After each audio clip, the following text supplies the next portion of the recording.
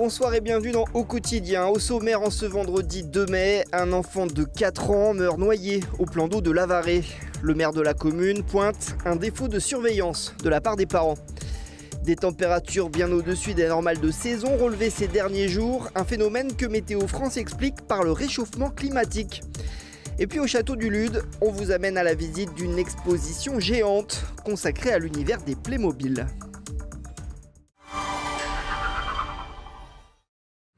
Un drame à Lavaré dans l'est de la Sarthe. Ce jeudi 1er mai, un petit garçon de 4 ans est mort noyé dans le plan d'eau situé à la sortie du village. Il était un peu plus de 18 h quand les pompiers ont été dépêchés sur place. Ils n'ont rien pu faire pour réanimer l'enfant, qui est décédé sur les lieux. Je crois qu'il y a une négligence un peu par rapport à la surveillance des parents, puisque la base est surveillée juillet-août par un maître nageur, et là il est interdit de se baigner. Bien sûr, quand il fait chaud, les enfants, mais faut être vigilant, faut surveiller ses enfants. Enfin voilà. Alors ce que je sais, c'est qu'il s'est baigné avec sa petite sœur, et la petite sœur est revenue, qui doit avoir 7-8 ans, et il y a le plus petit frère, quoi. Le petit frère, voilà. Donc pas facile. Et alors là, tout le monde s'est ameuté, tout le monde a commencé à chercher, et puis ils ont retrouvé l'enfant. Le plan d'eau de Lavaré fait souvent le plein pendant les beaux jours. Mais la baignade n'est pas autorisée en dehors de l'été. Un point soulevé par le président de la communauté de communes en charge de la gestion du site.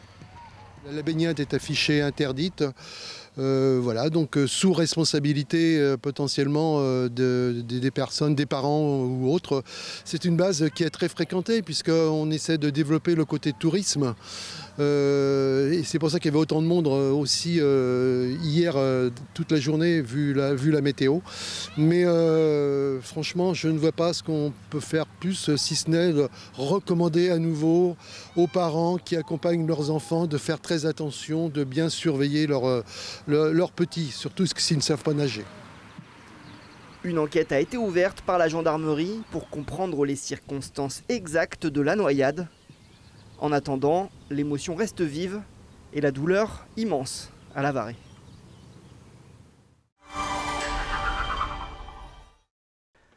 Fait divers encore avec une voiture repêchée dans la Sarthe, à Souvigné-sur-Sarthe, avec à bord un corps en l'état de squelette.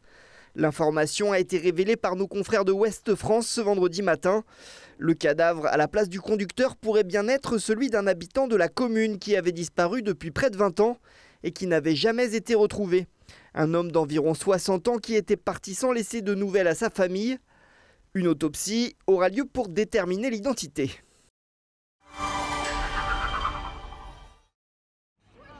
La météo de ces derniers jours invite à sortir, mais à cette période de l'année, les températures dépassent les normales de saison, jusqu'à frôler des records dans certaines communes. On s'aperçoit que les températures assez exceptionnelles de ce mois d'avril est donc très au-dessus des normales.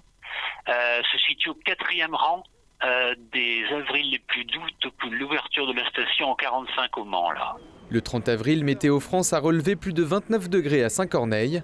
Pour l'ensemble des postes de contrôle météorologique du département, les températures minimales dépassent les normales d'environ 2 degrés. Même schéma pour les maximales, jusqu'à 3 voire 4 degrés de plus en ce mois d'avril. Le réchauffement climatique accentue ce phénomène de vague de chaleur en provenance du sud. Et là, a priori, c'est de l'air bien chaud qui est revenu du sud, de l'air de l'Afrique du Nord. Donc on a eu des températures très élevées sur cette fin avril et ce début mai. Pour ce week-end, les prévisions météo annoncent de l'orage, avec un changement de masse d'air qui diminuerait les températures dès ce dimanche 4 mai.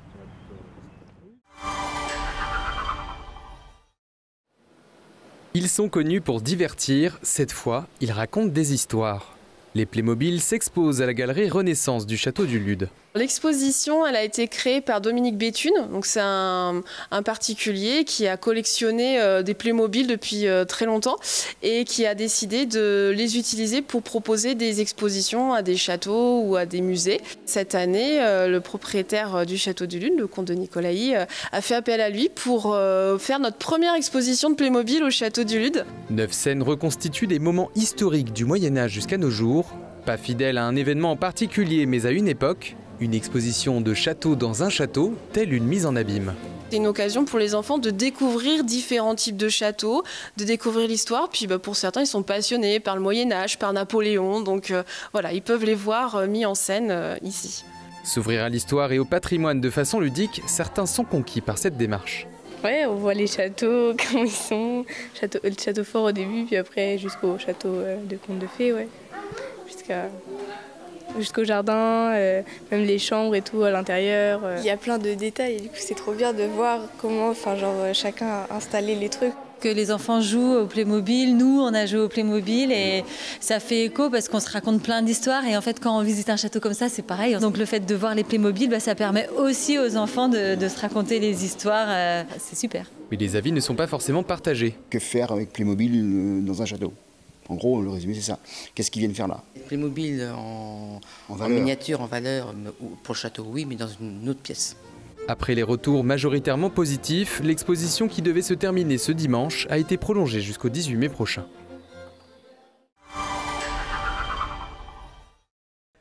À partir de ce vendredi et jusqu'à dimanche, les meilleures équipes de futsal débarquent au Mans. Antares accueille le Final Four de la Ligue des champions de futsal. Pour les matchs, c'est le Kirat Almaty, équipe du Kazakhstan, qui affronte le Cartagena Costa Calida, équipe espagnole, alors que dans l'autre rencontre, le Sporting Portugal défie le tenant du titre, les îles Baléares Palma, équipe espagnole. Les vainqueurs s'affronteront en finale ce dimanche 4 mai à 21 h, après le match de barrage de la 3e place à 17 h.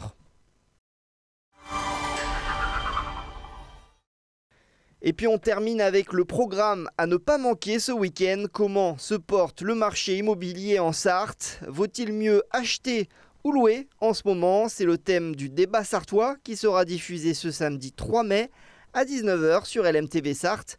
Une émission à ne pas manquer préparée par Laure Girard et Nicolas Carnec. Bon week-end à tous sur LMTV Sarthe.